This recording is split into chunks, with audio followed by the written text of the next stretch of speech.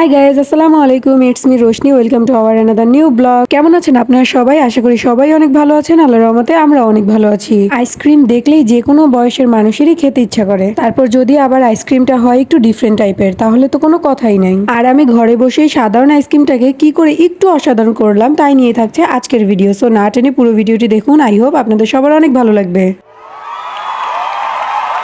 এত গরমের মধ্যে কি খাবো আর কি খাবো না তাই ভেবে পাই না। আর এত গরম থেকে একটু স্বস্তি পাওয়ার জন্য গুড্ডুর বাবা আমার জন্য আর গুড্ডুর জন্য আইসক্রিম নিয়ে এলো। কারণ গরমের মধ্যে ঠান্ডা খাবার খেতে একটু বেশি ভালো লাগে। তাই গুড্ডুর বাবা 2 ফ্লেভারের এক বক্স আইসক্রিম নিয়ে আসছে। কারণ আমার পছন্দ ভ্যানিলা আর গুড্ডুর পছন্দ চকলেট। আমার গুড্ডুর শীতকাল আর গরমকাল নাই, ওর আইসক্রিম পাইলেই হয়েছে, তাতেই ও মহা খুশি। আর আইসক্রিম এমন একটা খাবার যেটা দেখলে এমন কোনো মানুষ নেই যে তার খাইতে ইচ্ছা করে না, সে ছোট হোক অথবা বড় হোক। তাই গুড্ডুর বাবাকেও আইসক্রিম দিলাম খেতে, কিন্তু ওর আইসক্রিমটা খেয়ে একটু কেমন জানি লাগলো, বললো একটু অন্যরকম হলে ভালো হইতো। তাই আমি বললাম দাঁড়াও, আমার কাছে একটা বুদ্ধি আছে। সাধারণ আইসক্রিমটাকে কি করে অসাধারণ বানাইতে হয় সেটাই দেখাবো তোমাকে এখন। আর তাই সাধারণ আইসক্রিমটাকে একটু অসাধারণ বানানোর জন্য আমি এক প্যাকেট ওরিও বিস্কিট আর এক প্যাকেট জেমস নিয়ে নিলাম। এখন ওরিও বিস্কিটটাকে ছোট ছোট করে ভেঙে আইসক্রিমের ভিতরে দিয়ে দিব। বিস্কিটটা দেওয়া হয়ে গেলে তার উপর থেকে জেমস গুলোকে সুন্দর করে ছিটিয়ে দিব, যাতে দেখতেও সুন্দর লাগে আর খেতেও অনেক মজা হয়। টানটানা, আমার yummy yummy ice cream ready. Just দেখেন আমার আইসক্রিমটা দেখতেই কত সুন্দর আর লোভনীয় লাগছে।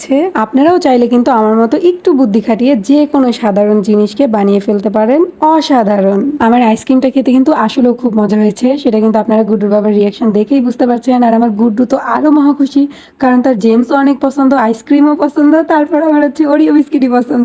সে খাচ্ছে আর এক হাত দিয়ে বলতেছে পারফেক্ট পারফেক্ট। আমি ওর কাণ্ড দেখে হাসতে হাসতে শেষ। যাই হোক, আমার গুড্ডু খেয়ে যে খুশি হয়েছে সেটাই আমার জন্য অনেক। আমি এত কষ্ট করে আইসক্রিমটা তৈরি করলাম আর আমি খাবো না তা কি হয়, তাই নিজেই একটু টেস্ট করতে বসে গেলাম। খেয়ে দেখলাম না, সত্যি আইসক্রিমটা খেতে এখন আরো বেশি ভালো লাগছে। আমরা তিনজন মিলে এক বক্স আইসক্রিম একবারেই শেষ করে ফেলছি। আল্লাহ, আমার গুড্ডু তো যতক্ষণ আইসক্রিমের বক্সে আইসক্রিম দেখবে ততক্ষণই আইসক্রিম খাওয়ার জন্য অস্থির হয়ে থাকবে। জাস্ট দেখেন পাকনা বুড়াটা কিভাবে আইসক্রিম খাচ্ছে আর বলতেছে পারফেক্ট। এক বক্স আইসক্রিম খেয়েও তাদের পেট ভরে নেই। এখন দেখেন আবার দুজন একসাথে কাড়াকাড়ি শুরু করে দিচ্ছে। আমি যে সারা দিন কত কি করি আমার গুড্ডুকে একটু ভালো রাখার জন্য, আমার গুড্ডুকে একটু খুশি করার জন্য, তা আমি নিজেও জানি না। আমরা দুজন যখনই সময় পাই তখনই গুড্ডুর সাথে খেলি, দুষ্টামি করি। এক কথায় আমরা দুইজন ওর সাথে একদম বাচ্চা হয়ে যাই। আইসক্রিম খাওয়া শেষ করে দুই বাপ ছেলে ঘরের মধ্যে একটু ফুটবল নিয়ে দুষ্টামি করছিল। দুষ্টামি করতে করতে আমার গুড্ডু বলের উপরে পড়ে দেখেন কত বড় একটা দুর্ঘটনা ঘটে গেল। নিচের আর ওপরের দুই ঠোঁটেই কতখানি কেটে গেছে। তবে আল্লাহর কি রহমত জানি না, আমার গুড্ডু অনেক ব্যথা পেলেও বেশি কান্না করে না। ও যেহেতু অনেক ব্যথা পেয়েছে তাই ওর বাবা বলল চলো ওকে একটু বাহির থেকে ঘুরিয়ে নিয়ে আসি, যাতে ওর মনটা একটু ভালো হয়। কারণ আমার গুড্ডু ওর বাবার বাইকের সামনে বসে ঘুরতে অনেক বেশি পছন্দ করে। তাই আমরা তিনজন মিলে চলে গেলাম চিটাগাং এর 2 নম্বর গেটে। আমার আর আমার গুড্ডুর সব থেকে পছন্দের খাবার বেলপুরি খেতে।